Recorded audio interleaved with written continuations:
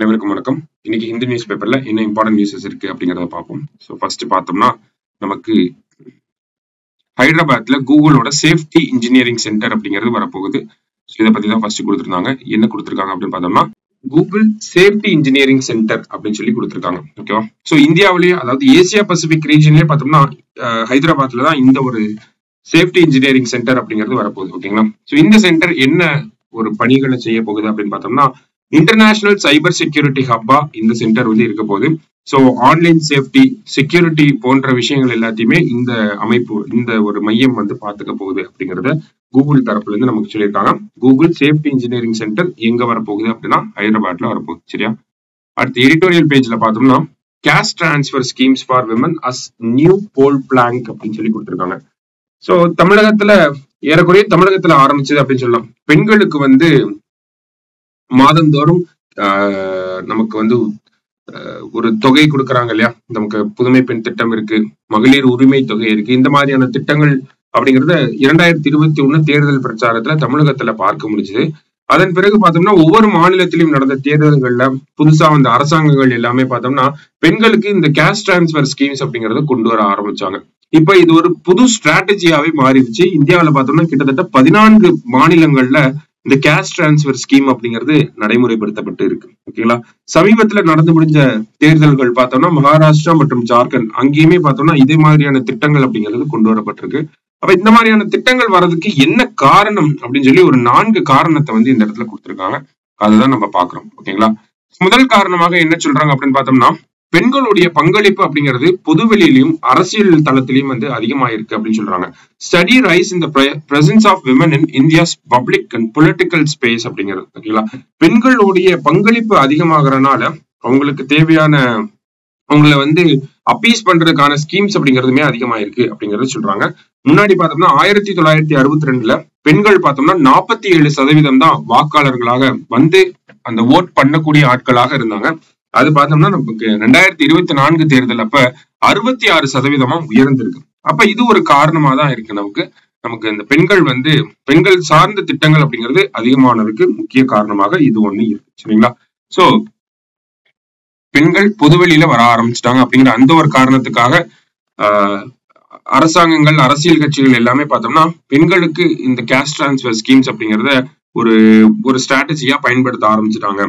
So அப்படின்னாதான் அவங்களோட ஓட்டுகள் அப்படிங்கறது அதிகமா அவங்க கட்சிகளுக்கு கிடைக்கும். இல்ல அப்படின்னா இது வந்து டிராபேக்கா போய் முடிஞ்சிடும் அப்படிங்கறத அவங்க நினைக்கிறாங்க. அடுத்ததா பார்த்தோம்னா டைரக்ட் பெனிஃபிட் டிரான்ஸ்பர்.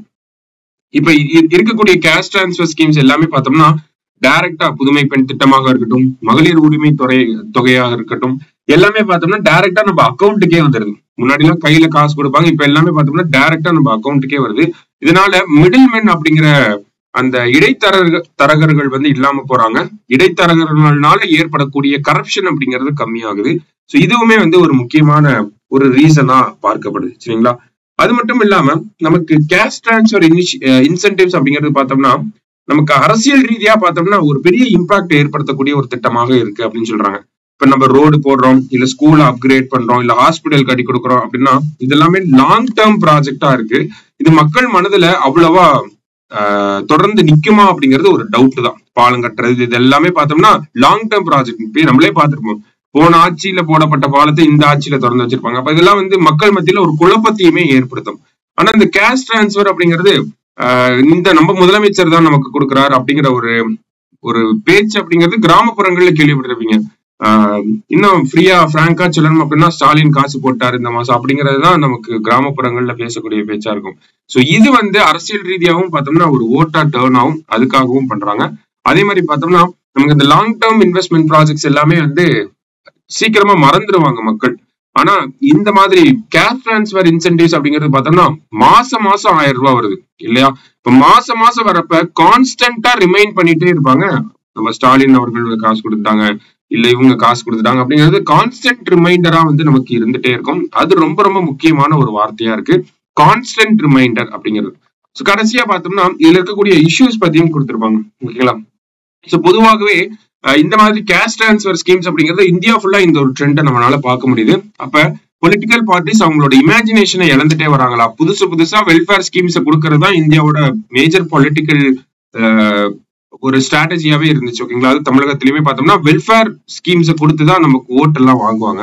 அப்ப இப்போ வெல்ஃபேர் ஸ்கீம்ஸ் தாண்டி இப்ப கேஷ் டிரான்ஸ்ஃபர்ஸ் அப்படிங்கிறது தான் ஒரு நார்மலைஸ்டு விஷயமா இருக்கு அப்படிங்கறத சொல்லியிருக்காங்க. ஆனா கேஷ் டிரான்ஸ்ஃபர்ஸ் அப்படிங்கிறது பார்த்தோம்னா பெரிய அளவு இம்பாக்ட் ஏற்படுத்தாது. ஒரு பெரிய காயம் இருக்குன்னா அந்த காயத்துக்கு பேண்டேஜ் போடுற மாதிரிதான் கேஷ் டிரான்ஸ்ஃபர்ஸ். இன்னும் பெரிய காயத்தை வந்து நம்ம ட்ரீட் பண்ண ஆரம்பிக்கணும் அப்படின்னா அதுக்கு வந்து வெல்ஃபேர் ஸ்கீம்ஸ் தான் இருக்கணுமே ஒழிய, வெல்ஃபேர் ஸ்கீம்ஸ்ல கேஷ் டிரான்ஸ்ஃபர்ஸ் அப்படிங்கிறது ஒரு பார்ட்டா இருந்தாலுமே கேஷ் டிரான்ஸ்ஃபர்ஸ் அப்படிங்கிறது மட்டும்தான் ஒரே சொல்யூஷனா இருக்காது அப்படிங்கறத இந்த ஆர்டிகல்ல நமக்கு சொல்லியிருக்காங்க. சரியா? ஸோ கேஷ் டிரான்ஸ்ஃபர்ஸ் ரிலேட்டடா ஒரு ஆர்டிகல் வந்திருக்கு. இந்த காரணங்களை நல்லா பார்த்து வச்சுக்கோங்க. மெயின்ஸ் பாயிண்ட் ஆஃப் வியூல நம்மளால யூஸ் பண்ண முடியும். சரியா? ஸோ இன்னைக்கு நியூஸ் பேப்பர்ல இருந்த முக்கியமான விஷயங்கள் இதெல்லாம் தான். தேங்க்யூ.